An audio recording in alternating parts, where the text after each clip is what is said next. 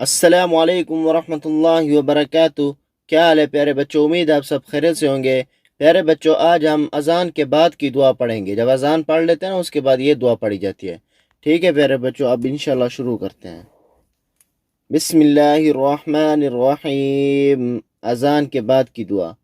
اللہم رب هذه الدعوة الطامة والصلاة القائمة آت محمدا الوسيلة والفضيلة وابعثه مقاما محمودا الذي وعدته إنك لا تخلف الميعاد۔